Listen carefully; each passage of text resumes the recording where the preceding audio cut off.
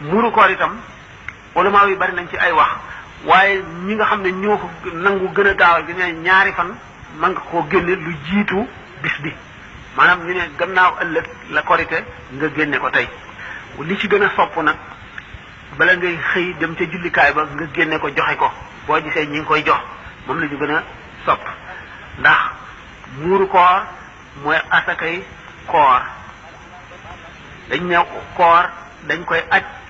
duñu bindegun tuyaaba ji ba nit ki joxe muuru koor it du faat bu fekkante ne amuloo ko wala nga fàtte ko wala nga nekk foo xam ne mënuloo koo génne ba kori gi wéy ba féeg déwén itam foo ko fi mënee génne rek war nga koo génne ko defee nga xam ne kon am na ak yaatu boo xam ne mën nanoo bañ a raw ndax bu paasee itam suñ ko fàttali ko rek te am ko mën nañ koo def waaye nag liñ ci gën a sopp ndax ulama am na suñu dem ba ne sax boo jullee ba noppi soog koy def du doy waaye loolu wóorul doxul sa suñu ko fenn dañoo sopp daal bala ngay xëy jëm ca jullikaay ba nga génne ko joxe ko loolu la ñu sopp bu fekkente nag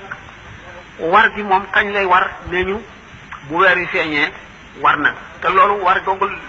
fi ngay xamee lu tax ñu di ko toppatoo moo di ki juddu ci guddi gi bu fekkee ne dañu ne bu weeru korite wi feeñee rek ki juddu ci guddi gi war nañ koo génneel muuru koor bu fekkee nag dañu ne bu bit setee lay war kon ki juddu ci guddi gi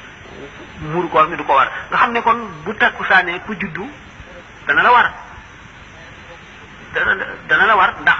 bii jant di so weer wi feeñ fekk na ngay dund bu fekkente nag kon jant dafa so bañ gis weer wi bu soog a juddu dañ ne du ko war ci ñi nga xam ne dañu wax ne bu weer wi feeñee lay war waaye war gi teewul ñu mën a génne lu ko jiitu maanaam ba mu waragul nga xam ne waragul waaye xam nga ne warugar la woo xam ne mu ngi salwas te bu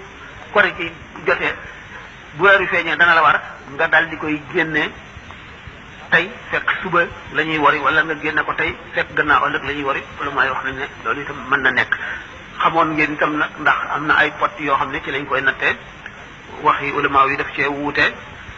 ñii dem nañ ba ne 1 kilo 800 ñii 1 kilo 900 ñii 2 kilos ñii ba dem ci 2 kilos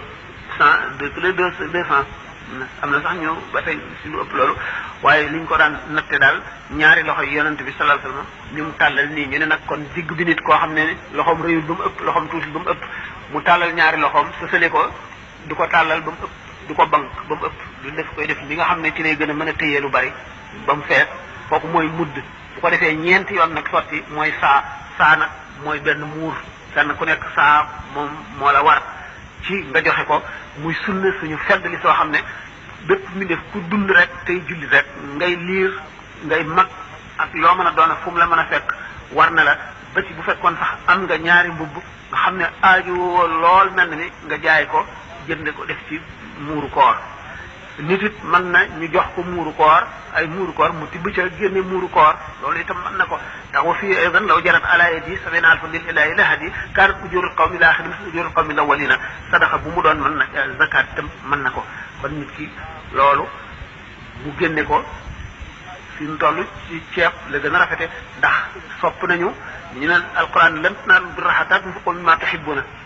du ngeen am mukk li gën lu dul ngeen seet la gën ci yéen la ngeen gën a fonk la ngeen sopp ngeen génne ko joxe ngir yàlla kon bu fekkee ne nit ki dana dundee dugub di dundee ceeb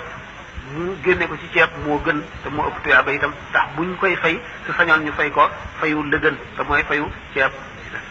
yi nga xam ne yëpp mën nañu dundee yëpp nag fukk yooyu ci xaalis ak yeneen yi ci génnul mën nañ caa génne muuru koor ba ci xaalis sax nit ki mën na koo génne jox ko ndax liñ ci jublu rek li toog ne xorran musliman fil yawmi ngir kenn bañ a ñàkk ba doo mën a julli ji di toppatoo loo añee wala loo faji soxla ndax bu fekkee ne génn nañ ko teel la koo jox